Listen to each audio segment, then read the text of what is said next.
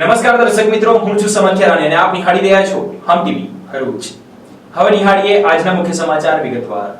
આવતીકાલે રાજ્યના મુખ્યમંત્રી ભૂપેન્દ્રભાઈ પટેલ અંકલેશ્વરની મુલાકાતે આવનાર છે. 637.90 કરોડના વિવિધ કામોનું ખાતમુહૂર્ત અને લોકાર્પણ કરવામાં આવશે. ત્યારે અંકલેશ્વરનો વિકાસ પેરિસ જેવો દેખાડવા માટે તંત્રના અધિકારીઓ કામે લાગ્યા છે, પરંતુ આ વિકાસ દેખાડવાની ઘેલછામાં કોન્ટ્રાક્ટરોએ ચાલુ વરસાદે ડામરનો રોડ બનાવી નાખ્યો. તદુપરાંત ડિવાઈડરને કલડો કરાવીને ગ્રીલો પણ રંગબેરંગી કરી નાખી હોવાની ઘટનાએ સમગ્ર વિસ્તારમાં ભારે ચર્ચા જગાવી છે.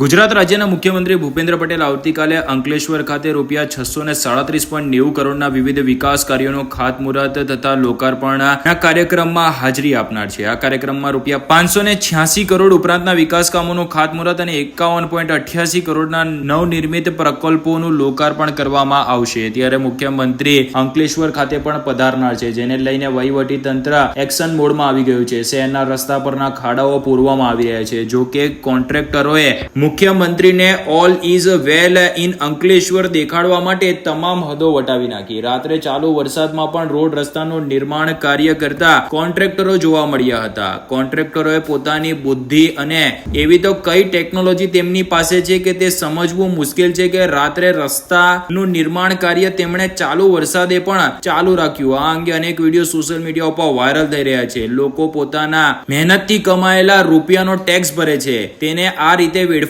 કરવા માટે નહીં કે જ્યાં ફાવે ત્યાં તમે રોડ બનાવો, અને તે પણ આ રીતે કે 2 દિવસ પણ રોડ ના ટકે. આમ પણ વરસાદમાં રોડ રસ્તાનું ધોવાણ થતું જ હોય છે. જો કે માત્ર મુખ્યમંત્રીને દેખાડવા માટે કે અંકલેશ્વરમાં વિકાસ 7મા માળે પહોંચી ગયો છે તે દેખાડવા માટે આડેધડ રોડ રસ્તા પર ડામરો પથરવામાં આવી રહ્યા છે. પહેલાથી લોકો ખાડાઓથી ત્રસ્ત છે અને પરેશાન છે, તેવામાં આ પ્રકારનું બુદ્ધિ પ્રદર્શન લોકોને અચંભિત કરી રહ્યું છે. અંકલેશ્વર નેશનલ હાઈવે નંબર 48 ઉપર પુનઃ એકવાર આમલાખાડીના સાંકડા બ્રિજના કારણે કિલોમીટરો દૂર સુધી ટ્રાફિક જામતા વાહનોની લાંબી કતારો લાગી હતી. અંકલેશ્વર નજીક હાઈવે પર ટ્રાફિક જામની સમસ્યા દિન પ્રતિદિન વકરી રહી છે. ત્યારે લાંબો ટ્રાફિક જામ સર્જાયો હતો. અંકલેશ્વર નજીક હાઈવે પર દિન પ્રતિદિન ટ્રાફિક જામ સર્જાઈ રહ્યો છે. નેશનલ હાઈવેનો માર્ગ બિસ્માર બનતા વાહનોની ગતિ અવરોધાઈ રહી છે. ત્યારે અંકલેશ્વરની રાજપીપળા ચોકડીથી વાલિયા ચોકડી સુધીના માર્ગ ઉપર ભારે ટ્રાફિક જામની પરિસ્થિતિનું નિર્માણ થાય છે. ભરૂચના મુલતથી અંકલેશ્વરની રાજપીપળા ચોકડી તો બીજી તરફ વાલિયા ચોકડીથી સુરત તરફની લેનમાં ભારે ટ્રાફિક જામની પરિસ્થિતિનું નિર્માણ થઈ રહ્યું છે.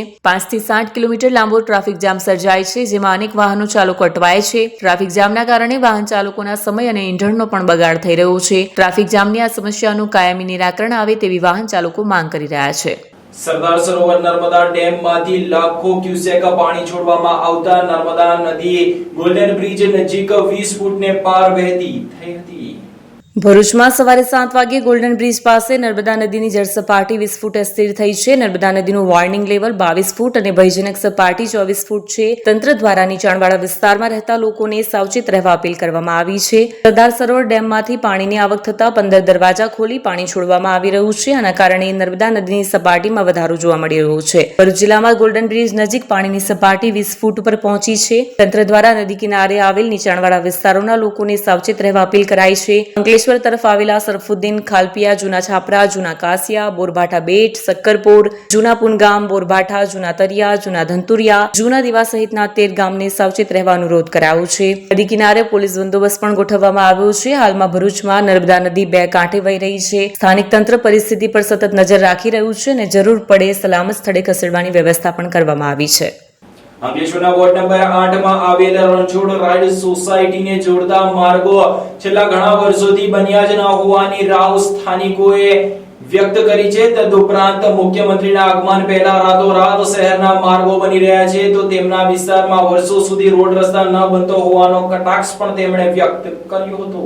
અંકલેશ્વર નગરપાલિકાના વોર્ડ નંબર 8 માં આવેલ રણછોડ રાય સોસાયટીમાં છેલ્લા ઘણા સમયથી રોડ રસ્તાની સમસ્યાને લઈને સ્થાનિકો હવે ત્રાહિમામ પોકારી ઉઠ્યા છે. સ્થાનિકોના જણાવ્યા મુજબ તેઓ દ્વારા વારંવાર નગરપાલિકામાં રજૂઆત કરવામાં આવી છે, તેમ છતાં આજ દિન સુધી તેમના વિસ્તારને જોડતા માર્ગોનું નિર્માણ ન થતા તેઓ હવે તાત્કાલિક ધોરણે તેમના વિસ્તારમાં રોડ રસ્તાનું નિર્માણ કરવામાં આવે અથવા તો બ્લોકની કામગીરી મંજૂર થાય તેવી માંગ કરી રહ્યા છે. અંકલેશ્વર નગરપાલિકા વોર્ડ નંબર 8 ના રહીશોએ પોતાની વેદના વ્યક્ત કરતા કરતા જણાવ્યું હતું કે રાજ્યના મુખ્યમંત્રી ભૂપેન્દ્ર પટેલ અંકલેશ્વરમાં વિવિધ વિકાસલક્ષી કામોના ખાતમુહૂર્ત અને લોકાર્પણના કાર્યક્રમમાં હાજરી આપવા આવનાર છે, ત્યારે તંત્ર રોડ પરના ખાડા પૂરવા ઉપરાંત ડિવાઈડરોને રંગબેરંગી કરવા અને વિવિધ કામોમાં લાગી ગયા છે. મુખ્યમંત્રી આવતા હોય ત્યારે રાતોરાત જો શહેરમાં વિકાસલક્ષી કામો થઈ જતા હોય તો પછી તેમના વિસ્તારમાં રોડ રસ્તાની સુવિધા આજ દિન સુધી કેમ આપવામાં નથી આવી રહી? શું તેઓ આ સુવિધાના હકદાર નથી? તેવા કટાક્ષપૂર્વક અને કડવા પ્રશ્નો તેમણે કર્યા હતા. તેમણે જણાવ્યું હતું કે વારંવાર આ મામલે વિવિધ વિભાગોમાં રજૂઆત કરવામાં આવી હોવા છતાં તેમની સમસ્યાનો નિકાલ આવ્યો નથી. પરિણામે હવે તેઓએ આરોગ્ય સુવિધાથી લઈને વિવિધ સુવિધાઓમાં આ રોડના અભાવના કારણે હાડમારી વેઠવી પડી રહી છે. ત્યારે તાત્કાલિક ધોરણે રોડ રસ્તાનું નિર્માણ થાય અથવા તો બ્લોકની કામગીરી મંજૂર કરવામાં આવે, જેથી કરી તેઓ અવરજવર કરી શકે તેવી માંગ તેમણે કરી છે. ચોમાસામાં કાદવ કીચડનું સામ્રાજ્ય સર્જાવા સાથે ગંદકી સર્જાતી હોવાનું પણ તેઓએ કહ્યું હતું. અમે બી રણછોડરાય નગરના રહેવાસી છીએ. મારી માસી અહીંયાથી જાય છે, 2-3 વખત એ પડી ગયા. લોકોને એટલી બધી તકલીફ છે. અમે બીજા ફળિયામાં અમારી ગાડીઓ મૂકીને આવીએ. આ રસ્તો જ નથી કે અમે ગાડીઓ ઘર સુધી લઈને આવીએ. અમારે ત્યાં પાણીવાળા પાણી આપવા નહીં આવે, કચરાવાળા તો આવતા જ નથી. બરાબર છે. કોઈ દિવસ એમરજન્સી હોય, મારી મમ્મીની ઉંમર છે, એમને કોઈ પણ દિવસ એમરજન્સી જરૂર પડે, અમે એમ્બ્યુલન્સ અહીંયા સુધી બોલાવી શકતા નથી. અમારે ત્યાં કોઈ પણ દિવસે કોઈ પણ અકસ્માત જેવું પણ કંઈ થાય, અમે તાત્કાલિક બહાર નીકળી શકતા નથી. બરાબર છે. આટલો ખરાબ રસ્તો છે કે કોઈ અમારા ઘરે ગેસ પણ આવતા નથી. રસ્તો જ એટલો બધો ખરાબ છે. ગાડીઓ બીજા ફળિયામાં મૂકીને આવીએ. આ પાછળના ફળિયામાં બધી જ લેડીઝો જે છે કામ કરવા જાય સવારે. આ બધાને તકલીફો છે. કેવી રીતના અમારે આ બધું અહીંયાથી કેવી રીતના રોજના આવવાનું અને જવાનું? Thank you. અમારી માંગ એ છે કે તાત્કાલિક રસ્તોનો નિકાલ આવે, અમારો રોડ બની જાય. કેમ કે આજે મેં સવારે જોઈને આવી, કાલે મંત્રી સાહેબ આવવાના છે, એટલે કેટલો સરસ રસ્તો એ લોકોએ રાતોરાત કરી નાખ્યું હોય. બહુ સરસ વાત છે. પણ અમારી માંગ એવું છે કે અમારા માટે શું, અમે નાગરિકો છે એટલે એ મંત્રી પણ છે ને, તો અમારી માંગ એ તમારે પહેલી તકે પૂરી કરવી પડશે. અમે રણછોડરાય નગરના રહીશો નગરપાલિકાને આ ફરિયાદ કરીએ છીએ કે છેલ્લા 25 વર્ષથી અહીંયા રહીએ છીએ, પણ નગરપાલિકાથી આ જે સ્થળ છે એ ખૂબ જ વંચિત છે. અમને કોઈ સુવિધાઓ અહીંયા મળતી નથી. એટલો કાચો રસ્તો છે કે રહીશોને ખૂબ તકલીફ પડે છે. એમ્બ્યુલન્સ પણ અહીંયા આવી શકે તેમ નથી. ડોર ટુ ડોર સુવિધા પણ અહીંયા મળી શકે તેમ નથી. આપણે જાણીએ છીએ કે અત્યારે મુખ્યમંત્રી શ્રી આપણે અંકલેશ્વરમાં પધારી રહ્યા છે, ત્યારે રાતોરાત રસ્તાઓ પાક્કા થઈ ગયા છે. ગામડે હવે તો એટલી બધી બ્લોકની અને બધી સુવિધાઓ થઈ ગઈ છે.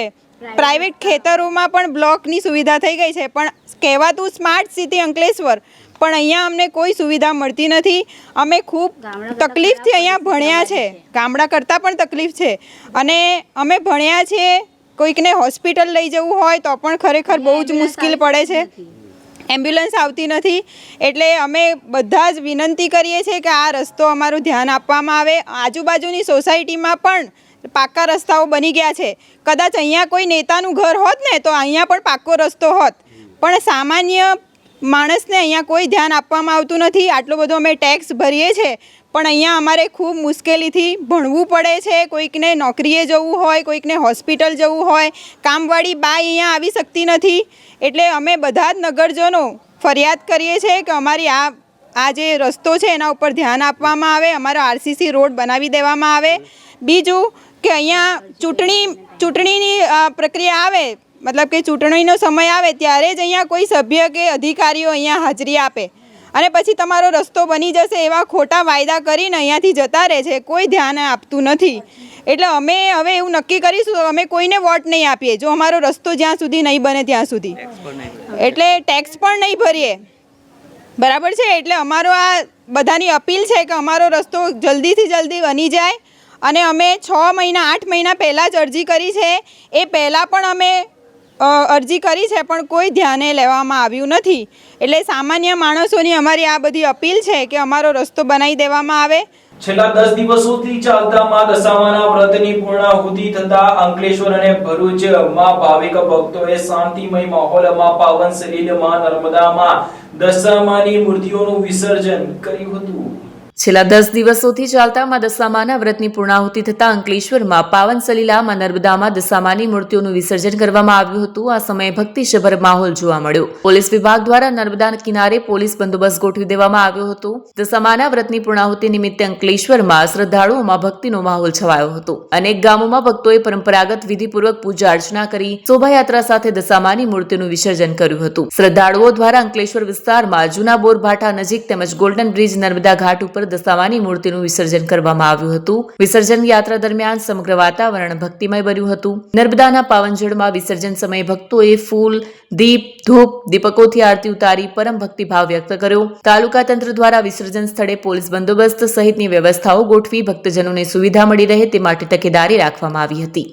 દશામા મૂર્તિ વિસર્જનના ભાગરૂપે અમારી ટીમ CBCN જે અહીંયા ઘણા વર્ષોથી આ કાંઠા પર સેવા આપી રહી છે, જે મૂર્તિ સાથેનો જે પૂજાપો હોય છે જે નદીમાં જતો અટકાવીએ છીએ, જેને કારણે મા નર્મદા પ્રદૂષિત થતી બચે છે.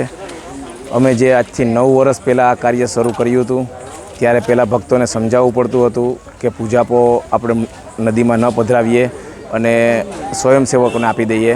પણ હવે એ સુધારો 80થી 90% ભક્તોની અંદર આવી ગયો છે કે માટીની મૂર્તિની પણ સ્થાપના કરતા થઈ ગયા છે અને પૂજાપો જાતે ટેમ્પામાં મૂકતા થઈ ગયા છે અને સ્વયં પર્યાવરણ બચાવો તરફ આગળ વધી રહ્યા છે. તો ભક્તોને મારી નમ્ર વિનંતી છે કે આવનાર ગણપતિ મહોત્સવ વખતે પણ પ્રતિમા છે તે માટીની લઈ આવે અને વિસર્જન વખતે ફક્ત ને ફક્ત માટીની મૂર્તિનું જ વિસર્જન કરીએ અને પૂજાપો અને દરેક વસ્તુ આપણે નદીથી બહાર રાખીએ.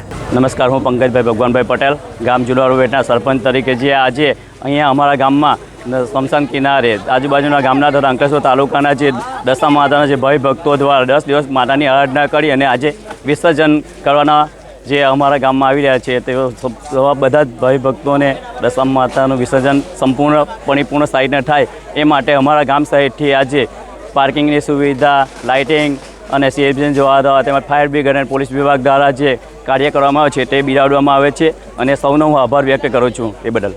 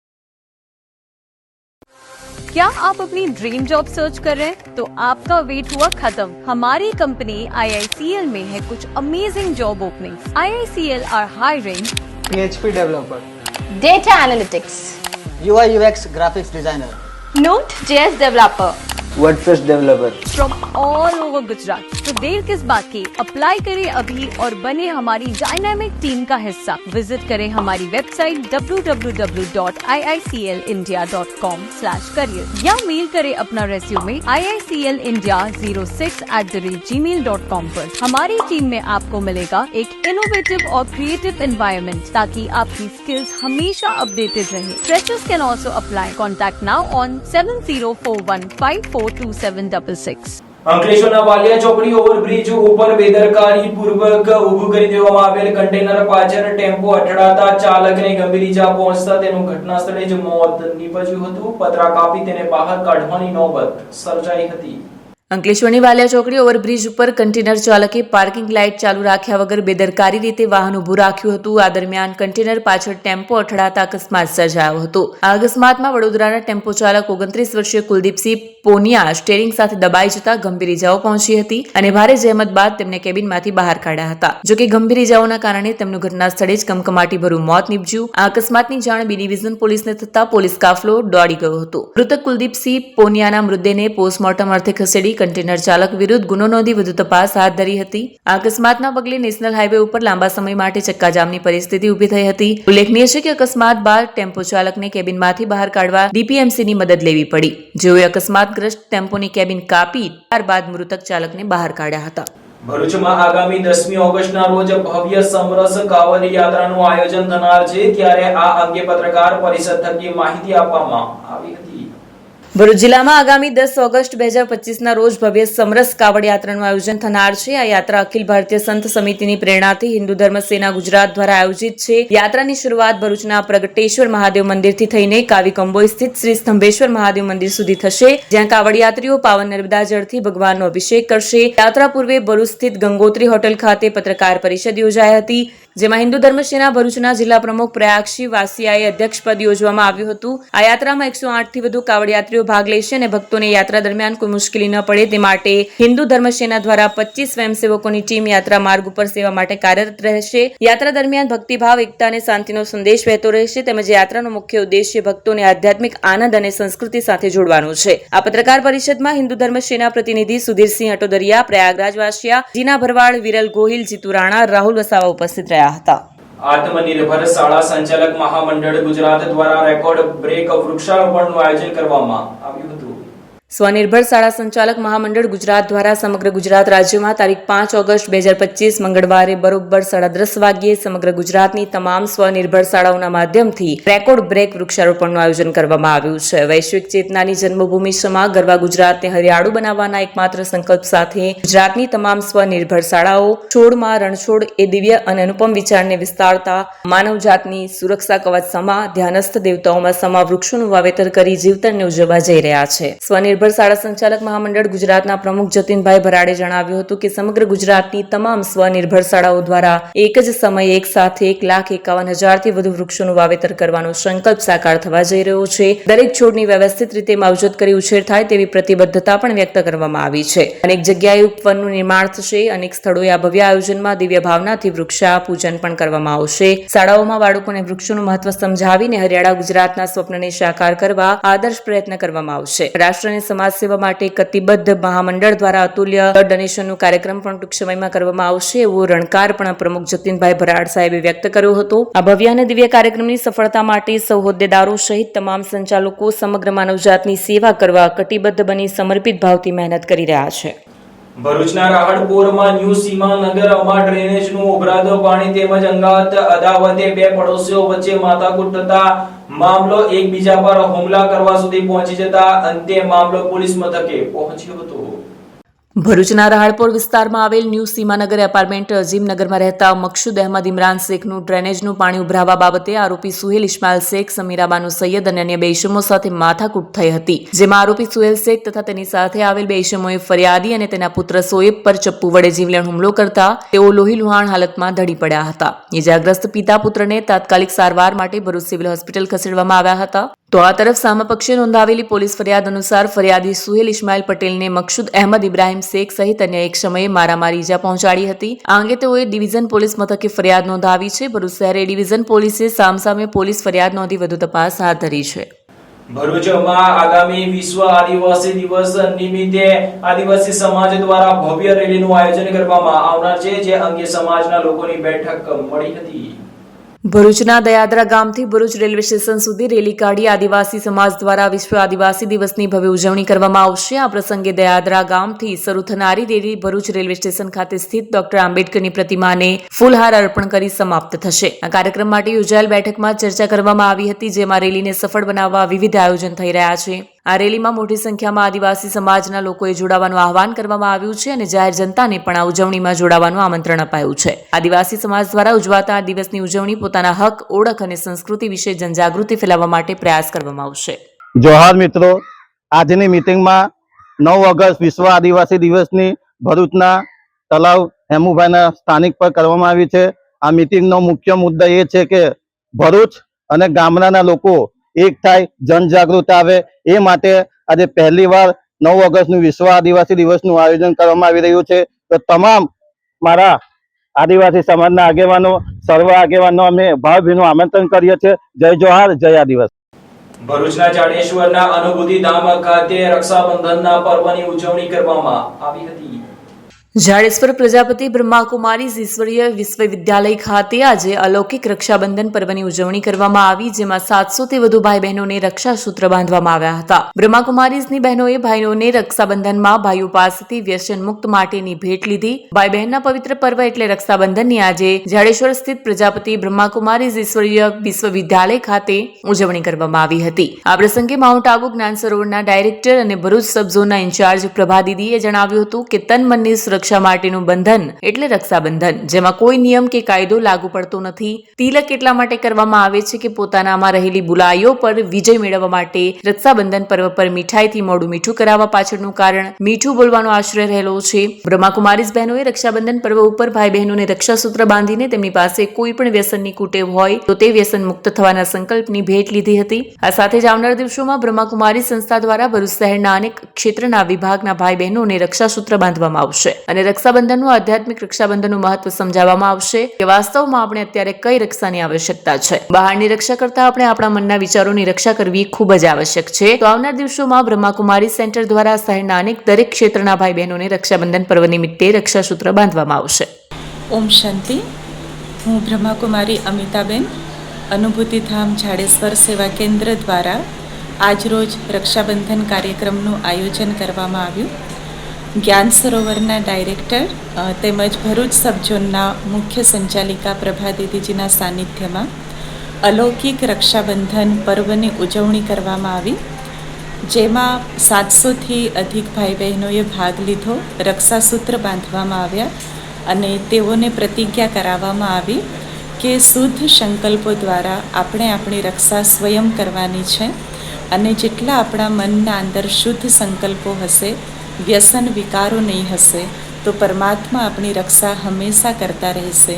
એ આશીર્વચન સાથે આદરણીય પ્રભા દીદીજીએ તેમજ બહેનોએ ભેગા મળીને ભાઈ બહેનોને તિલક, ટોલી તેમજ રાખડી બાંધી અને આગામી દિવસોમાં રક્ષાબંધન સુધી બ્રહ્માકુમારીઝ વિદ્યાલયનું એ આયોજન છે કે દરેક ક્ષેત્રના ભાઈ બહેનોને રક્ષાસૂત્ર બાંધવામાં આવે અને રક્ષાબંધનનું આધ્યાત્મિક રહસ્ય સમજાવવામાં આવે કે વાસ્તવમાં અત્યારે આપણને કઈ રક્ષાની આવશ્યકતા છે.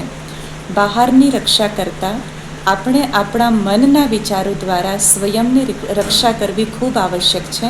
તો દરેક ક્ષેત્રના ભાઈ બહેનોને, જેમ બ્રહ્માકુમારીઝ વિદ્યાલયની વિંગ્સ છે કે ડૉક્ટર, એન્જિનિયર, સમાજ સેવા, પોલિટિશિયન, એવી રીતે અલગ અલગ પ્રભાગો બનેલા છે. તો બ્રહ્માકુમારીઝ વિદ્યાલય દ્વારા આ વખતનું આયોજન છે કે દરેક પ્રભાગના ભાઈ બહેનોને, સમાજના દરેક ક્ષેત્રના ભાઈ બહેનોને સેવા કેન્દ્ર પર નિમંત્રણ આપવામાં આવે, સેવા કેન્દ્રની મુલાકાત માટે નિમંત્રણ આપવામાં આવે, તેમજ અહીંયા બ્રહ્માકુમારીઝ વિદ્યાલયનું સાનિધ્ય માણે અને રક્ષાબંધનનો સાચો અર્થ સમજે. એ હેતુથી રક્ષાબંધન ઉજવવાનો બ્રહ્માકુમારીઝ વિદ્યાલયનો આગામી પ્લાન છે. ઓમ શાંતિ. આ સાથે પૂર્ણ થાય છે હમ ટીવીના સમાચાર. આવતીકાલે ફરી મળીશું નવા સમાચાર અને વિગતો સાથે. ત્યાં સુધી જોતા રહો હમ ટીવી ભરૂચ.